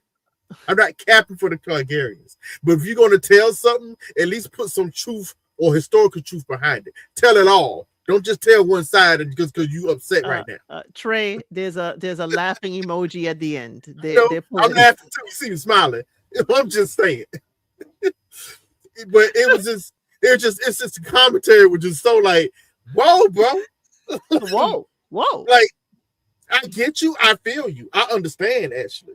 That's why I wasn't mad. After a while, I wasn't mad at the ad in. I was like, okay, Right. I get what they're trying to set up and what they're trying Right. to do. It just, these little instances that they're added in, you do have to be just, okay, pulling myself out of the story. You have to be careful when you do things like this because you could, quote unquote, write yourself into certain corners when Right. these characters are supposed to do certain things down the line. And this idealism is going to clash with something that has to happen down the line. So I'm like, okay, now that you wrote this, you're going to have to make a turn for this character at some point in time. How are you going to do that now? That's going to be my only question. As long as you can do it, cool. But now you set up something that you're going to have to explain further down the line. Later on, yes. Especially when him using the word aliens. I thought that was interesting that you used the word alien. You could say foreigners. You could say these incestuous foreigners, but for him to say incestuous aliens. Wow. That was weird, wasn't it? Aliens. What? But while this is going on, Egg is watching a play. Okay, the dragon is the play dragon in the tent in the play is breathing fire. Okay, Arian walks in the tent and sees what's going on the stage. Egg, glances on the side and sees his brother, and he stays on the ground watching it. Okay, so, yes, if you saw, yeah. well, right, you would have known Daenerys was cooked, but Daenerys is before this. But yes, definitely, no, after they cooked. After. Oh, sorry, Daenerys. Sorry. I'm thinking. I'm Danny. still thinking. Yeah, Danny. I'm still thinking. Her. Yeah. I'm thinking Dance of the Dragons. Yes. Rhaenyra and Yes, Daenerys is cooked. Yeah, she was cooked. The whole family was cooked. Yes. Like, a lot of things happened to set that whole team up. Now, Dunk mentions, hey, the one of the brothers is missing. One of the Targaryens, is missing. Aerion's father, Magar, is missing. Where is he? Well, he's saying he left to go search for his sons, is what Raymond tells him. Rumor is that they are deceased. His misbegots. He said his misbegots. I was like, dang, man, come on, boy. Right. He said the first one is a drunk. The second one, Aerion, which we saw on the joust, is cruel. Yes, he's a cruel. A failure, the third one. A failure. Right. Which was messed up. Dang. The second one is the one that was in the joust, y'all, that ended that horse. He's cruel. The third one is useless, so he sent him to the Citadel. Y'all know that is Master Aemon that we're going to see in Game of Thrones on the Night's Watch. And the youngest there, he's like, But here's the thing. Raymond, we now see. Raymond, I don't know. You don't like knowledge. He thinks the Citadel is for where useless people are sent. Well, this is a thought process of a lot of lords and ladies of the Citadel, but it's kind of funny. If it wasn't for the Citadel is a whole interesting conversation that I wish they would just do a show about. Yes. About how important and needed they are, but also how dangerous they are as well. Because if it wasn't for them, a lot of these lords and ladies can't read or write. They have to be taught this. Or get over illness. Yeah. Maester is a one-stop shop. He's a teacher, he's a doctor, It's either an advisor. It's ridiculous how much they actually got to do. But they're also, but they're known as the gray rats. Or they want to be a learned man. Go and be a maester. It's so useless. Yet y'all use them everywhere.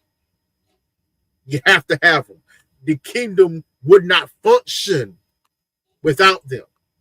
Literally, would not function. They do too much.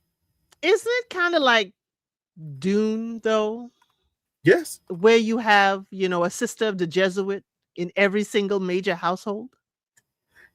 and the same thing. Okay. Same thing. Same thing. Same function. Mm. Like Yes, it could be for good or bad. George R. Martin has always said his heroes of writing was always Tolkien, number one, and then number two was Frank Herbert. He was one of his favorite writers too, whatever, especially for political writings.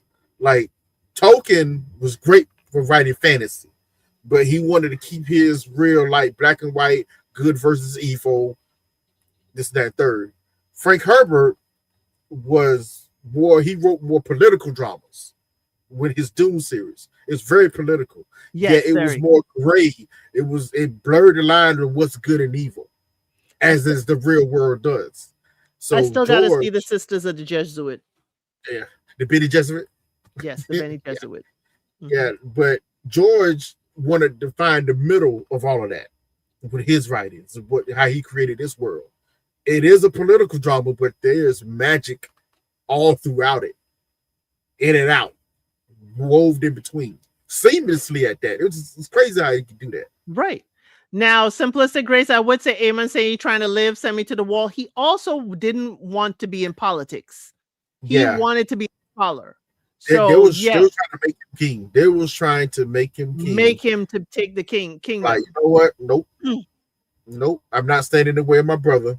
You're not about to use me to cause a faction war between the houses, because that was happening. Then people were choosing sides again. So he was like, "No, I'm gonna just take myself out of the equation, and I'm going to the wall with another person that we haven't met yet. Oh, but yeah, we've seen in the show. Yep, we've seen in the original Game of Thrones. That tie-in would be crazy, but we'll hold off on that. Yes, hold off on that. Someone who is also old at the wall when we met them in Game of Thrones, but we won't tell you everything. But yes, Master Aemon did refuse the throne. They were trying to push him, and he removed himself from the vote and went on. Okay. But yes, the Sisters of the Benny Jesuit, some people say it really, really bad. And I think those are people who don't understand or know or even read. Now, I've read the Dune books. Yeah, now, I don't remember everything. You read it? Yes, I read them all. Even Brian Herbert's writings, his son's writings and stuff. It's still very good. I read them all. I read them years and years ago, but it is a good politicking kind of, it's kind of like, what is that other one? I'm sorry. I forgot. Henry Cavill with the white hair. What is that? Oh, tip of my tongue. The Witcher. Witcher. Yes. It's kind of like, the witches are being sent to every great household, and it's kind of like whispers from within. It's kind of like that. But if you really read Dune and you know the prophecies and what the Sisters of the Benny Jesuit, and you understand exactly what Lady Jessica did by having Paul Atreides. Woo! Yeah, that was a big one. Now you would understand. And the Sisters of the Benny Jesuit, what happens is they weren't all just nuns. No. They were warriors. Yes. So they were also to protect the households they were sent to, kind of like Witcher. But again, I digress. We're going off into something else. But yes, it is definitely worth a watch. Okay. Y'all seeing, I do these dating shows, but now y'all are seeing where I am a nerd. Okay. Listen, it's like I said, the same thing with the Maesters. They will order that is turn out to be needed, but honestly, you can't really trust them 100%. And what Lord Snow is saying is that the Maesters, the Whispers have been the Maesters are the reason why there are no more dragons. Absolutely. That the Maesters are the reason the dragons perished. Mm-hmm. And they're the ones that riled up the small folk to go raid the dragon pits to get rid of the beast beneath the boards. If you read in between the lines, you'll see it. You see yes, little machinations or manipulations they might do, like that, like Mesa Mellows, the black guy in Houses of Dragons. Is it Mellows? It's Mellows. mm-hmm. It, you need to pay attention to what Mellows says here now. He's very manipulative, but very he's soft manipulation, very soft manipulation. So, yep, gently. Manipulative for some of the stuff he might say. Like, wait a minute. Now, when Raymond says, "Oh, and the youngest," is when Egg runs in to call for Dunk. Dunk, come here. He is hurting her. Okay. Mm-hmm. What I could franchise out to different swords and sandals and sci-fi shows. Jaguar. I'm a nerd, but you see, here's the thing. When I watch those shows, and I will tell you how much of a nerd. Yes, I do watch the HBO Rome, The Wire. We could watch all that. The science fiction stuff, the Benny Jesuit. I ain't too fan of The Witcher, but there are different shows with the science and Dune and all that stuff. I am a complete nerd. And here's the thing.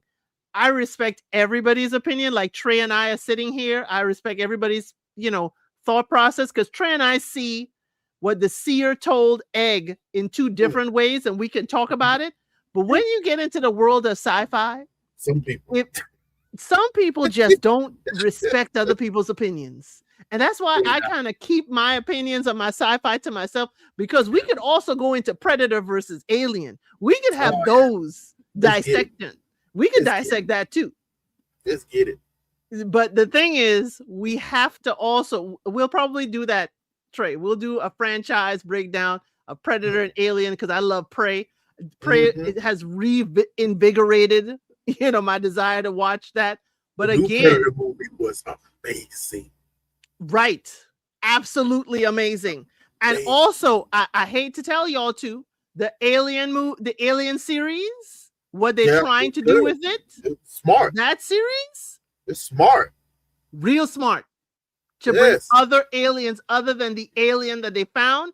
But again, yes, Jaguar, I don't do those shows on my channel because I'm very protective of my channel. I have different opinions, but I definitely, this show is me taking my toe into the realm and see what else everyone is interested in talking about other than the dating shows. Simplistic Grace, I tried to get Elsie to watch the new Spartacus show. I'm telling her it was good, but she hates Asher so much that she can't bring herself to watch it. But it is very good. It just y'all trying to get me into House of Asher. See, my thing is Asher was a complete a-hole. Yes. And I know what happened. This is all a dreamscape. Why am I wasting my time on a dream? You know what? I feel you, but it is still good. It's still good. I can't deny that how good it is. Well, you and Simplistic Grace got to get together and explain to me exactly why I need to be watching it. Because she hasn't seen people talk about it. But I've seen it. It's good. It's why? Because people hate Asher so daggone much. That is a testament to the actor. That's a testament to good acting. I will give him that. Oh my God. Because y'all, I have watched Spartacus. I've watched Spartacus. Okay. I like Spartacus. The first one and the second one. I was having a hard time when they changed the actor, but again, actors do. They died. Okay. Yeah. He did perish. But he was good. But I couldn't see how he would lead them into the mountains. And that's when I was like, universe has a way. Okay. I recommend Vikings, Last King, HBO Rome. I hereby offer support. Lord Trey, House of Asher was good. It was good. I can't help it. Listen, I was skeptical when I started that show. I was like, Asher. How many episodes is it? It's 8. It's only 8? Half hour each? No, it's more than half hour. It's 4 hours. And the season is over? Yeah, I think so. But it's good. I can binge watch it. Really good. The funny thing is, and it's weird. By episode 2 and 3, you're rooting for Asher. It's weird. Oh, 10, okay. And yeah, I didn't watch the final 2. I got to watch the last 2. You're halfway rooting for Asher. I'm like, this is crazy. See, you had me at 8. Now you're saying 10. I'm gonna have to watch it. Okay. I'm gonna have to watch it in doses, and I probably will, as you say, simplistic greats. Nobody's talking about it. I'll probably watch 2 episodes at a time. Okay, and talk about it. It's good. Episode 9 and 10 will be Friday. Okay, I'll watch 2 episodes at a time. It's really good. I'll see how it goes. Maybe I'll watch 3. I give no promises. Okay, because we got a lot. Because Love Is Blind starts next week, Ohio, and they're dropping 6 episodes straight. It's good because they took a risk and did a female protagonist, and that's where I have a problem. But it works. I understand it works, and power to the people. They keeping it realistic. She ain't like, oh God, she's just some super guy. No. They're keeping it realistic. She actually has to learn skill, this and that, third. It's just like, okay. I'm having a hard time too, Trey, because you know how she got there. Yeah. Okay, that's also where. Okay, that's also where I have a hard time. Is how she got there. Realistic. It's still done realistic. It is realistic, and I understand that. Mad at realistic. I cannot get mad. I understand. It's realistic. I'm like, okay. But at some point, I want to stop watching my people suffer. At some point. Okay. So let's get back to this because I only have you for a limited time left. Dunk is hailed by Egg. Egg runs in and said Donkey is hurting her. Aries is hurting her. Okay. Dunk runs into the performance tent. He sees Arion and his men trashing the tent. Now, these men are in black cloaks, y'all. These are not the King's Guard. These are the regular. These are house soldiers. House soldiers. Yeah. And he has snapped Tanzil's fingers. Okay. With a knife stuck in between the middle and ring finger. I was like, Jesus Christ. Oh God. Well, you have to do that. You have to give it a leverage point. So you put the hilt of the knife there, and then you bend the finger over the hilt of the knife. He had to do something. He did it technically good. Well, but it was just a horrific scene. Like, she could snap it back in. It was a real horrific scene. Oh my goodness. Oh, you've all of them except Rome? Simplistic Grace. Simplistic Grace. Rome is amazing. Don't listen to him. That is good. Amazing. It is. Okay? It is. I have rewatched Rome. That's how amazing. Only 2 HBO series I have ever rewatched like multiple times. It is Rome and it is The Wire. Okay? We can get into both. Okay? Welcome, Simplistic Grace, to the house of Lady Elsis. We welcome you.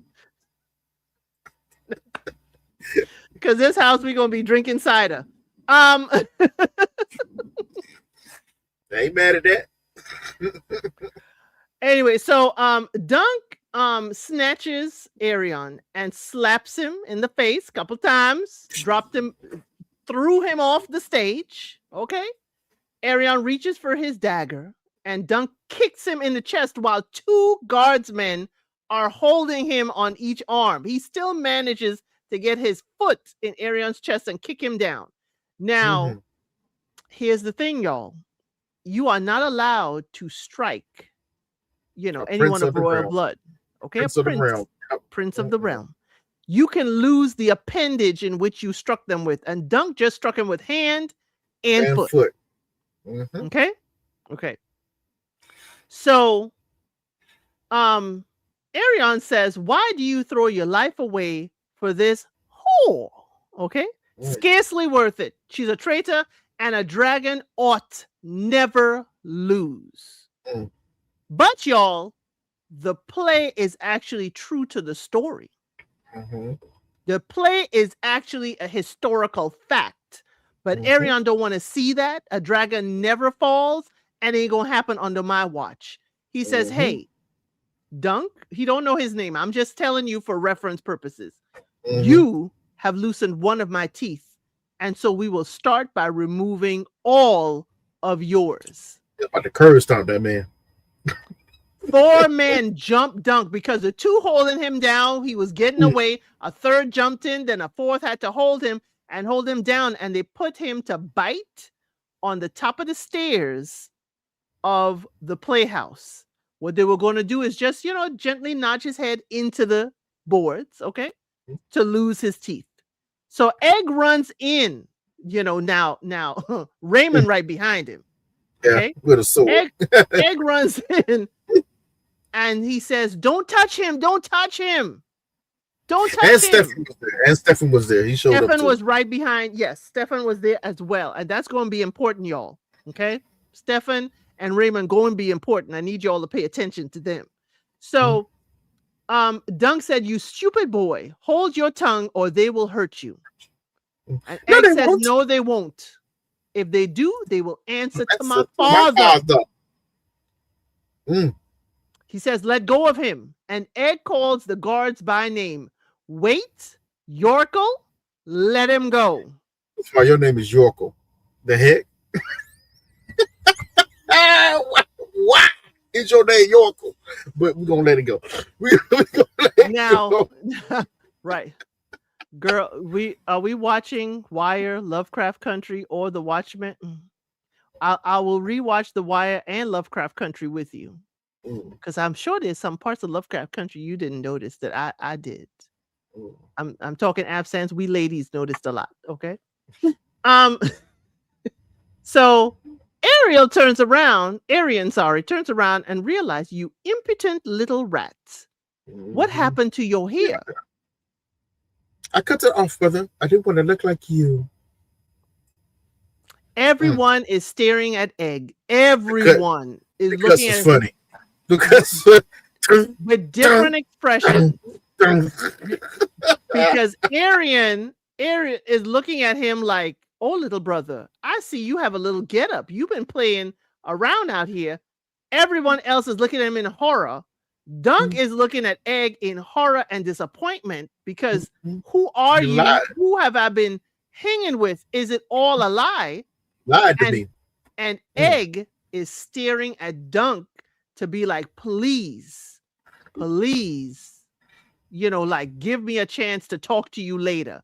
Dunk is saddened by this, and Egg is looking like, "I had to lie to you. We can mend this." And they ended it on that note with Dunk staring at Egg, Egg staring at Dunk, and everyone else staring at Egg. What did you think about this whole scene? It was done well. It was done perfectly, except for the scene right before it. I wanted to mention with Raymond, they cut out a part that was in the book I thought was important to me. When Egg runs in and he says, "He's hurting her, sir, he's hurting her." He goes, "Who?" "Arian, he's hurting the puppet girl." And he runs back out. Dunk rises to follow him. Raymond jumps up, grabs his arm forcefully, causes him to stop, and he says to Dunk, "So Duncan, Arian, he's the prince of the realm. Be careful. He's a warrior of blood. Be careful." And Dunk has an inner monologue, and he says to himself, "That was good counsel. He was only trying to help me." But he still goes and follows Egg. Right, because again, he was taught to do the right thing. Always, no matter what, always do the right thing by Sir Arlen of Pendletree. Not only that, when you are made into a knight, it is in there that you are to protect those who cannot protect themselves. Absolutely. So he is taking on truly the knight's, oath. It's like, I don't care if it's a prince of the realm. The prince of the realm is hurting someone who is a small folk. This ain't supposed to happen. This, he has dishonored himself in Dunk's mind. He has dishonored the name of a knight. So again, yes, it was good counsel, but it was like, hey, I got to do something because no one else will. And then, as you said, Absence, Egg is the only one to courage enough to challenge his brother's dangerous ego. Because he knows the brother. Courage is one thing, yes. God's honest truth. Let's be real about it. Egg was the only one to challenge his brother legally. Because this, right, even though this is one of those situations which I love in writing, Dunk did the absolute right thing and it was also absolute the wrong thing to do. He was right and wrong at both times. And now we got to see the consequences of this situation. So Simplistic Grace does bring up a good note. Why didn't Egg order them to stop the first time? Why get Dunk involved and potentially in trouble or ended? Interesting question. And it's a question that the reader asks as well when you're listening or reading the story. Like, dang, Egg could have stepped up too, but also remember, Egg is trying to hide too. He's trying to hide. He doesn't want to be found out. And then number two, in the heat of the moment, he has built this relationship with Duncan. He sees him to be a good man. Who, if you're looking at this situation, this is a princess doing this. Most people are not going to interfere. If you think about it, when they walked in, a lot of people just standing to the side watching, not saying a word. But Egg knows the consequences. Yes, it's one of those situations. Who can I go to that's gonna do the right thing? Be damned. But as myself, Simplistic Grace, and the other readers, Yes. why didn't you just do the right thing, Egg, and stop it? And I think this is going to be one of the talking points in this episode. Because let's get real. We all agree we like what Dunk did. We thought he did the right thing. But let's not pretend that there will not be consequences and repercussions to what he has done. No matter if it was the right thing to do. Legally, which I'm unfortunate to say this, legally by law, what should you have done? And that also comes up. So I love that question, Simplistic. I hope we bring it back because you might get an answer to it. Right. Get out my very next. Get out my head, Simplistic Grace. I was playing that song in my head too. And the funny thing is, you might get an answer next week or this coming Friday. You might get an answer to that. Right. The next episode, because we end on that note, but the next episode is Friday because the Super Bowl is Sunday. But in the previews, we see Egg is wearing his Targaryen black and red. Okay. He starts off like that because Dunk is in the cells. Okay. Yes. He has been arrested for, handling a prince of the realm. The prince is still bloody. Okay. When they have the small council. And it's interesting to know, y'all will have to notice who's sitting at that small council table. Okay? Who's sitting there? And here's another note.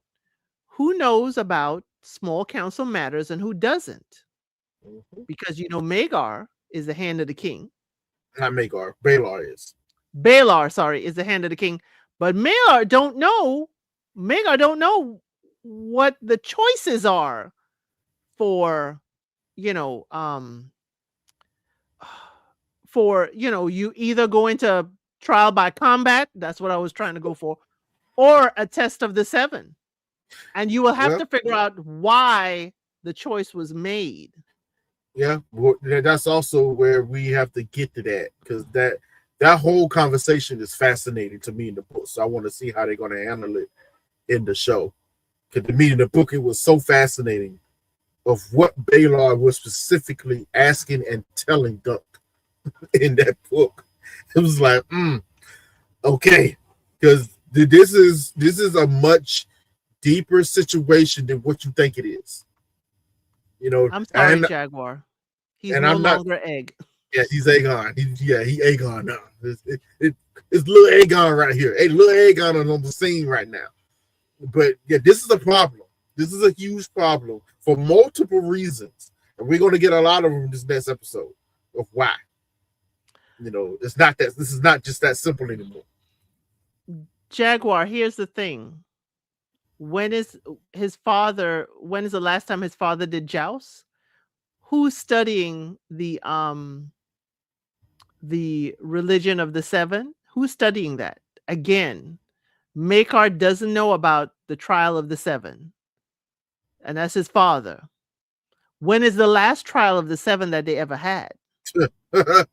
Interesting.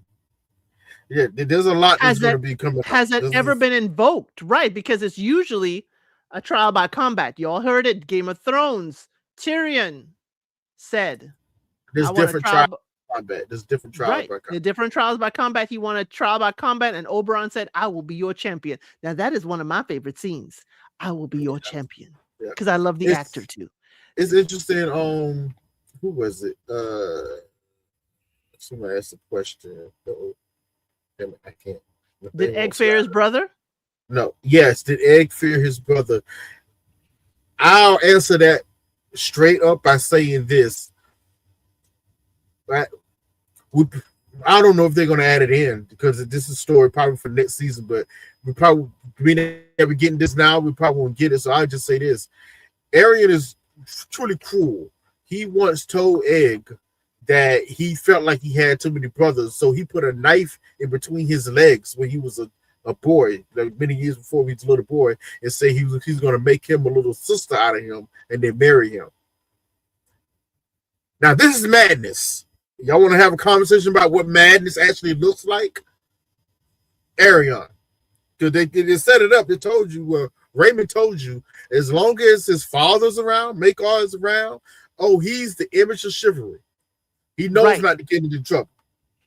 But whenever his His dad's daddy not home. around, yeah, whenever his dad's not around, all of a sudden he just gets nuts. That's the main reason why Baylor had that look during the joust. It's like, Makar But is going to deal with this bull crap. that's my problem. Why is his uncle, who is also hand of the king, can't put his hand on his nephew and have the He same fare? he can, but he has to. That's why this next episode is going to be dialogue heavy. It's going to every word is going to be important. Yes. But in a lot of these cases, even as his uncle, he has to have a clear reason to do so. Like even during the joust, what Arian did was absolutely wrong. You could tell he targeted that horse on purpose. But unfortunately, as Duck told Egg, accidents do happen in jousting. This is a dangerous sport. Is it that he doesn't respect his uncle because he is black of hair, so he kind of thinks he's not Targaryen enough? Yeah, some of that might be true, but he's also not foolish enough to go absolutely against his uncle.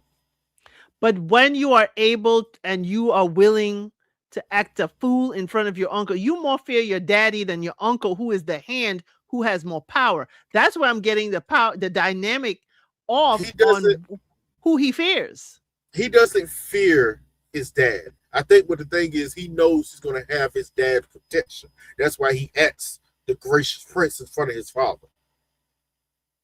You know, he tries to act. I don't think it's fear. It's just because his okay. Yeah, I don't think he actually really fears his father, but he knows he's not dumb. Even though he might be mad, he's not dumb.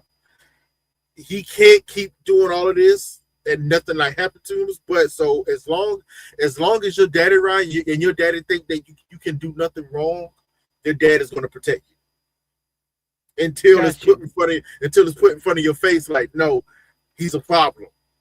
So Baylor isn't telling his brother that his son is a problem? It's hard to tell someone that your son is a problem when he's never a problem when you're around. He's only a problem when you disappear. But it's my brother. I'm the anvil. He is the hammer. But if you notice, there's heavy competition between Makar and Baylor. Yes. Mostly on Makar's side. He's always in competition with his because he's the youngest son. Yes. So you got a lot to see. That's why I say this next episode is going to be important. You're going to get a lot of the politics, dynamic, family dynamics, all rolled into one in this conversation that's about to happen. Yeah. Well, we're talking about the brothers, which is Egg's uncle and his father. It's so not those two. It's not actual beef though. It's straight rivalry. Between the brothers. It's straight sibling rivalry. Because even though some things are going to happen in the future, we're going to see. If you really, it's hard to see, but there's little instances if you pay attention. Makar would never knowingly hurt his brother. That's his brother. Like when you hear the stories, him and his brother, they're in lockstep. They do respect each other. They're in lockstep in everything that they do. When Baylor goes to ride out, is we gotta go handle something. Who's with him? His youngest brother, not the other Right. two brothers that got. His youngest brother, Makar, is always with him, having his back in everything that he does. It may So, seem like they don't respect each other, but that only is because y'all haven't seen the actual war that they had to fight in sync together. They have mhm, had to battle together as brothers. So it may seem like, and it's because they're not fighting any wars anymore. They're just showing up to show their face, yeah, to it's represent for the king. And they really don't want to be doing this in these lowly households. really They don't. just want to be chill. Well, But Makar it, doesn't. right. Makar, Baylor knows he, hey, he's had the king. We got to politic. Right, right. Get it? But Maker don't want to, but he will go where his brother goes. That's why Yes, we're saying they're kind of lockstep. So yes, it may seem like they don't respect each other because you don't have the backstory of the brothers and but how they they get, actually do. close together. But But it's they competition are right. They are, as they say, the hammer and the anvil. and When you Bill. hear those words together, it is Makar and Balar they're talking about because of Mhm. how the battle was won. One brother had the shield wall and the other brother hammered the enemy into the shield wall. They are always in sync, even when they are apart. That Mhm. is the story of those two brothers. So, yes, they don't look like they respect each other, but remember, um, Nabil Makar is looking for his two children. He And is Makar, looking. the few scenes we've seen of Makar, if you notice, he's never said anything disrespectful to his brother ever. Right. He might He's show some always disrespect to to other people people. around him, you know, you know, but it's never actually to his brother ever. Right. Right. You know, But it important. has, I agree with you, Simplistic Grace. It has to be something there between for the I'm sorry, Trey. This has to be something there for Makar's children not to respect Balar enough to act right in front of him. There is a little bit of jealousy Yeah, because that's and the main reason of that jealousy, Makar is the fourth son, so he's always looked. Unfortunately, because he's just the it's. Let me put it to you this way: it's like it's egg. the Jon Snow syndrome. Even though he's not Jon Snow, but it's the Jon Right, Snow syndrome.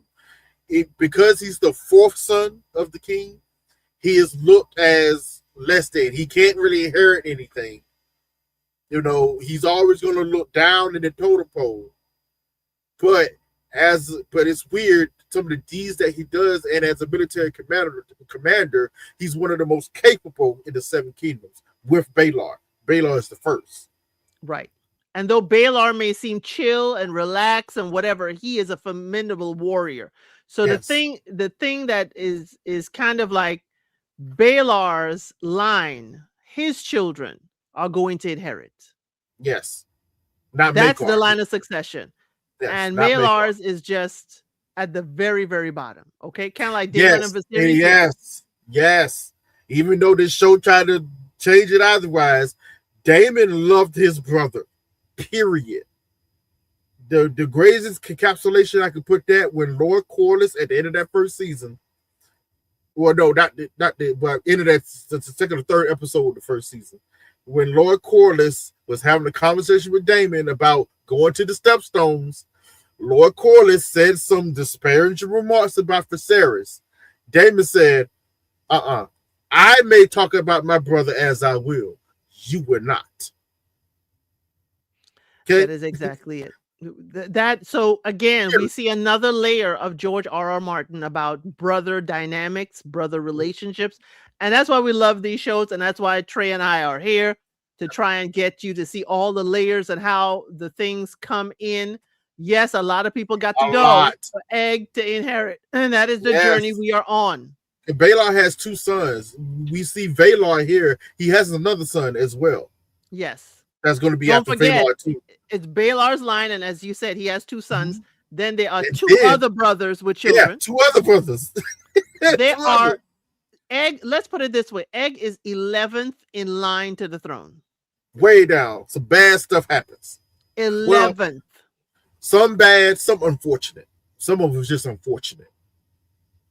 Some were Some unfortunate. There was a plague that runs through. As I said, there is plague is plague. things that happen. But Egg is 11th in line Mm-hmm. for the throne. There's a So lot of when he kids. heard too, this is also what I thought with the seer. When he heard too that he would be king, he saw all who had to be gone in Yeah, order for that to happen. and that would throw you off. Like, what? What are you talking about? First, you say I'm a king for what? King of what? What you talking about? And then what? I'm gonna die in fire, huh? And then my ashes gonna feed the worms? What?